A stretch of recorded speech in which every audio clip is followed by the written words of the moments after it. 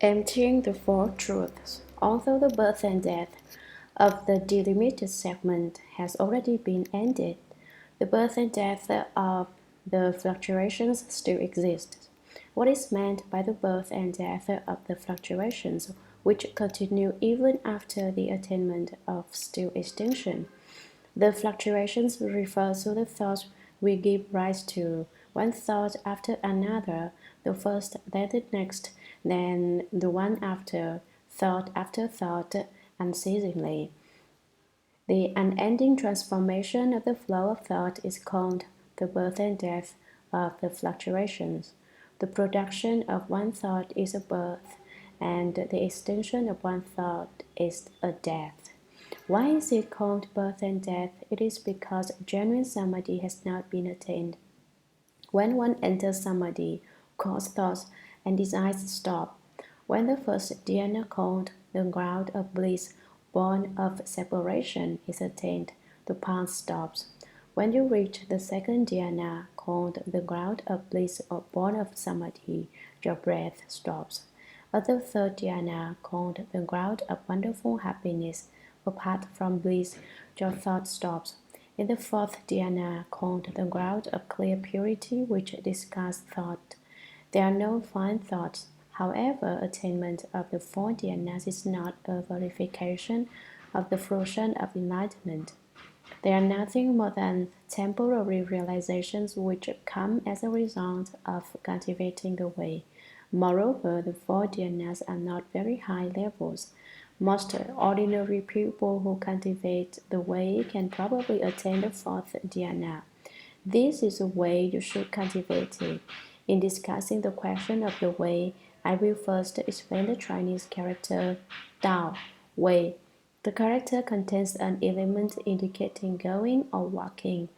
This tells you to practice, only then is the way of use.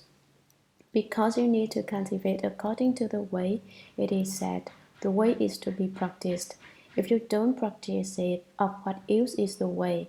If you don't cultivate, then the way is the way and you are you. The two cannot be united into one. If you cultivate according to the dharma, that is, if you practice the way, then the way is you and you are the way.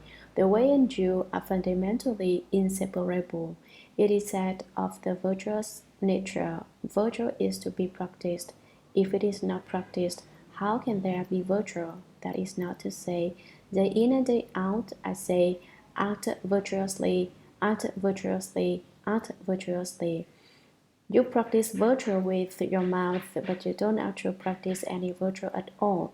Not only do you not practice virtue, but you create bad karma with your body. In that case, there is no virtue at all. Thus, the saying hanging out the sheep's head and selling dog meat. If you talk about acting virtuously, then you must do it. Above, the element which designates going in the character Dao. The character Shou is added. Shou is defined as that which is ahead or foremost. In other words, cultivation is the most important business in the whole world. If you wish to end birth and death, then you must cultivate the way. If you don't wish to end birth and death, you need not cultivate the way. To end birth and death is certainly not to be afraid of birth and death. Someone who is afraid of birth and death really likes being alive, but he is extremely afraid when he is dying. That is to be afraid of birth and death. If you wish to end birth and death, cultivation of the way must be foremost. Therefore, the character Shou, foremost, is part of the character Dao, the way. If you don't cultivate the way, then you cannot end birth and death. We will now divide the character Shou further. There are two dots on top, then a line, and below them the character Zi, which means self. In cultivation, it is just you yourself who must cultivate. It isn't that you tell other people to cultivate. You should cultivate, you should end birth and death, you should act virtuously. That isn't what is meant.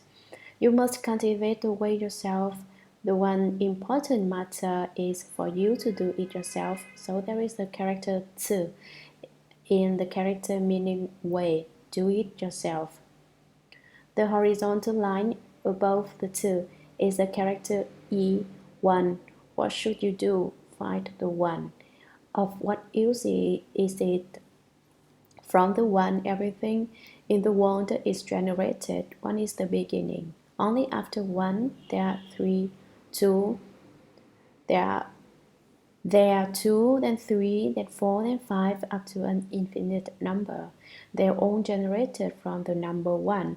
The infinite is generated from the 1, and the infinite is itself the 1. If there is no 1, then there is no infinite. Then there is no infinite, then there is no 1. I don't believe that anyone at all has a way to oppose the principle which I am explaining. Anyone who understands mathematics knows that mathematics begins from 1. The 1 is in the infinite, and the infinite is the 1. We want neither 1 nor infinity. There is no 1 and there is no infinity. No infinity and no 1. They change into nothing at all, which is 0. The 0 contains all existence. True emptiness is in the 0, and wonderful existence is in it too. Where does the 0 come from? It is a shape made by changing the 1. You make a circle that is a 0, you open it up and it turns into a 1. Therefore, the 0 is the original substance of the 1. Not only is the 0 the original substance of the 1, it is also the original substance of everything between heaven and earth, and it is also the great bright storehouse, the nature of the treasure, of the treasury of the first come one. That is the Buddha nature. The Buddha nature is the 0. One evening, when I was walking down the road with a disciple, there was a little boy who asked his mother, "What has no beginning and no end?" The mother said, "I don't know." And the little boy replied, "A circle." I asked him, "Why do you have the thought of a circle?" The child didn't answer. The 0 represents the nature of the treasury of the first come one, and everything which is generated and changes in the world. True emptiness and wonderful existence and true emptiness. The 0 has no beginning and no end. If you want to destroy the 0, cut it and it will turn into a 1. What is the 1? Ignorance. The change into the 1 is a change into ignorance. When there is no 1, the circle which has not been destroyed is the nature of the treasury of the first come one. When the circle is destroyed, it turns into ignorance. 1 is the beginning of ignorance. Didn't I just say that the infinite is made from the 1 and the 1 is made from the infinite? One little bit of affliction produces infinite afflictions. Infinite afflictions are generated from a single small bit of affliction. Why do you do so many mixed up things? It is because of the one small bit of ignorance. All of your confused deeds, so much confused activity, so much karma, so much affliction are produced from the 1. Therefore, if you want to cultivate the way, you must return the 1 to its original source and turn it into a 0. Only when you turn it into a 0 can you return to the original source, to the nature which is the treasury of the first come one, to true emptiness and to wonderful existence. That is what the 1 is about. The 2 dots on the top of the character down are one yin and one yang. The I Ching, the book of changes, says, "One yin and one yang are the way. One-sided yin and one-sided yang are sickness."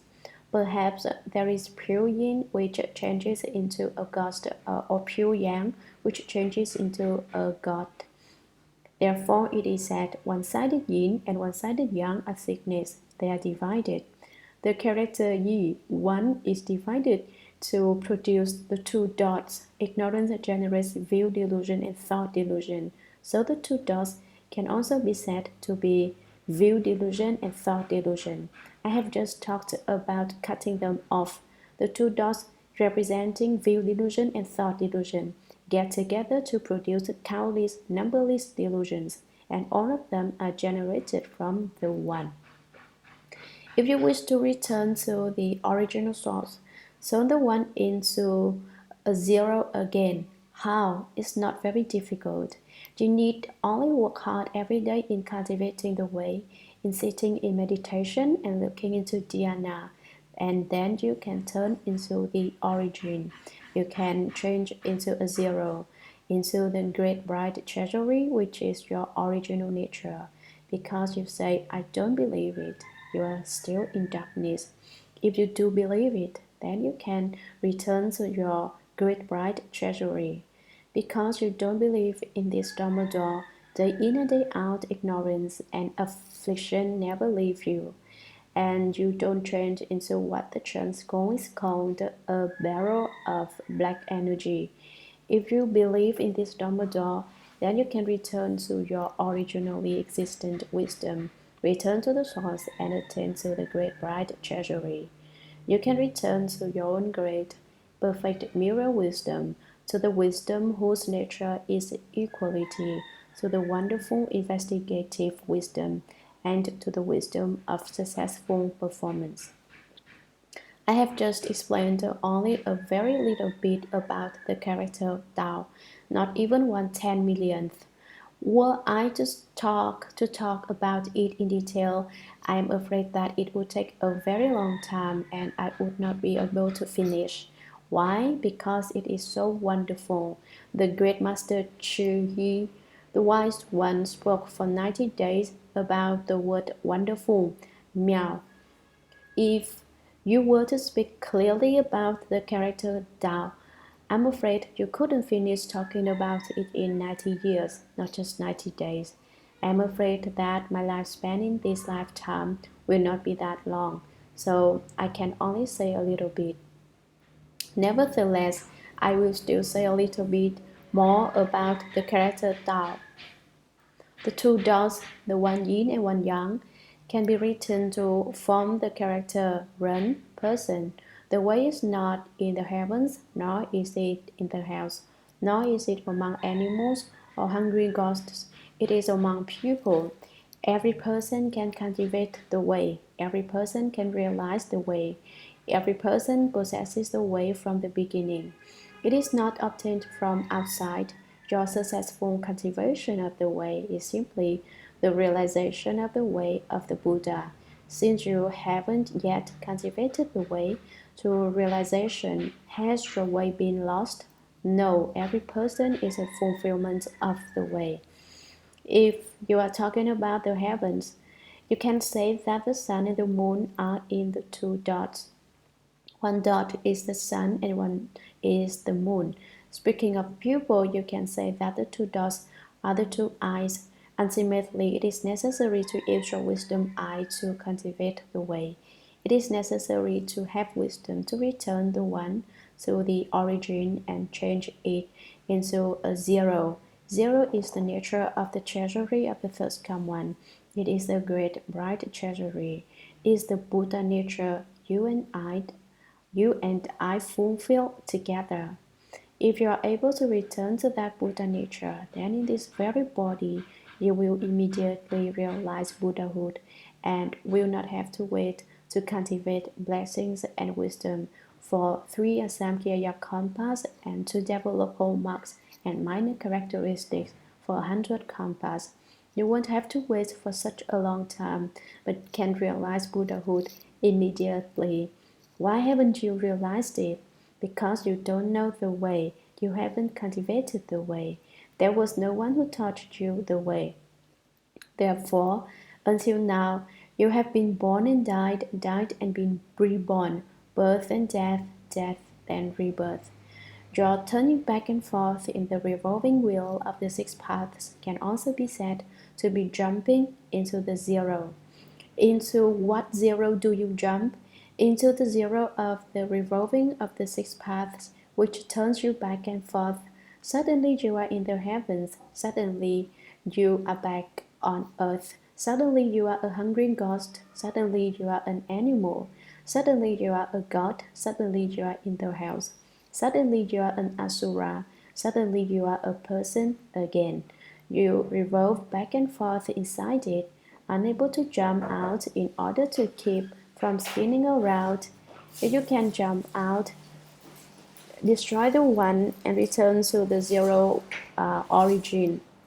Then you will have returned to the great treasury of the first come one, which is your original ground, your originally existent homeland. Each of the sufferings exerts pressure and all attack together. This line of verse and the following one have already been explained. Each of the sufferings refers to the three kinds of suffering, the eight kinds of suffering, and all the infinite kinds of suffering. Each comes to oppress people and they all attack together. Accumulating is feelings which beckon, each unlike the other. Whatever affliction you have beckons more of that affliction. Thus they accumulate. Only through extinction can the ultimate joy be attained. Only through extinction can the ultimate happiness of nirvana be attained. Therefore, this is the way that should be practiced to awaken to the emptiness of dharmas.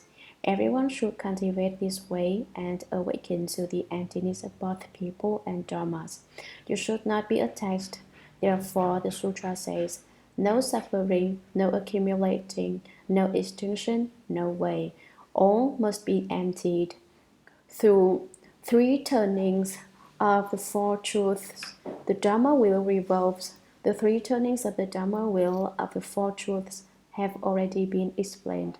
7 shares in enlightenment, the Eightfold Upright Path, intention, mindfulness, and diligence. The 37 categories of the way are comprised of 7 divisions, the 7 shares in enlightenment, sometimes called the 7 shares in Bodhi, the Eightfold Upright Path, the 5 faculties, the 5 powers, the 4 bases of psychic power, the 4 dwellings in mindfulness, and the 4 types of upright diligence.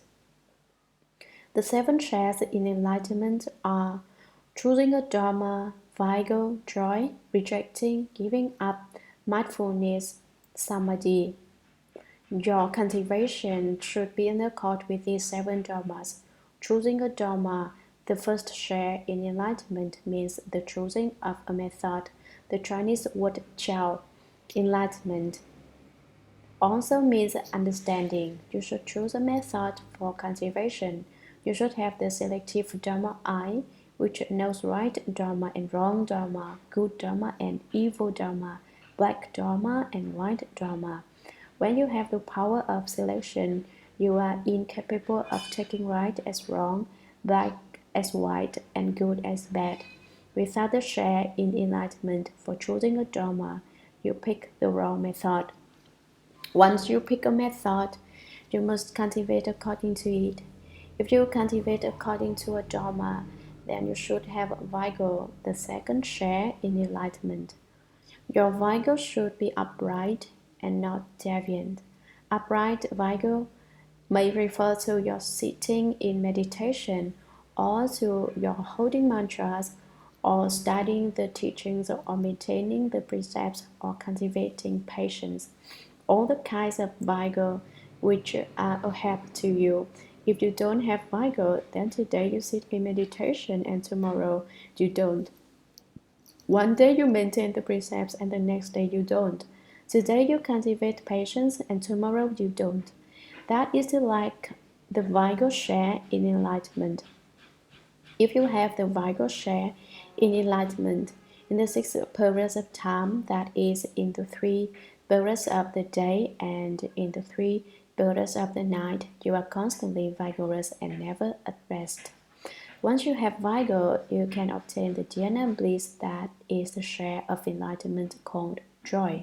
For instance, when you sit in meditation and develop a little spiritual skill, a little kung fu, you feel happier than you would be doing anything else. The attainment of that kind of happiness is a share of enlightenment called joy, a kind of clear, tranquil, and especially happy state which is attained in dhyana meditation. Some experiences in meditation are real, but sometimes it is easy to let the fire go so the demons can enter, to become possessed and go crazy. That can happen when you get into a frame of mind in which you chase after experiences and get attached to them. You think to yourself, oh, what was that experience like? To always be thinking about how good it was is simply to be attached to it. Since you are attached, it is easy to become possessed and go crazy. The demon king comes to disturb you. If you don't have any attachments, the demon king can't do anything. If you are attached, then the demon king is in a good position. He makes appear whatever situation you are attached to. In response, you should make use of the share of enlightenment for vigor and also the share of enlightenment for rejecting. Rejecting the fourth share in enlightenment means to look deeply into every evil, illuminating and contemplating what is not right and rejecting it, while of course keeping and protecting what is right. What is not right is whatever you are attached to. You should get rid of attachment too. Letting attachment go is the share of enlightenment called giving up. Letting go teaches you to give up both your false thinking and your attachments. If you don't give them up, you won't be able to attain samadhi and will not obtain the share of enlightenment called giving up. If you give up your attachment of false thinking, you will be able to guard a vigorous mindfulness in every thought. This is a vigor mentioned above. You should never forget it, and in thought after thought, you should be mindful of here and now. And if you cultivate vigorously that way, you will attain the samadhi share of enlightenment. The general idea is that sickness is the result when the yin and yang of the body are not in balance.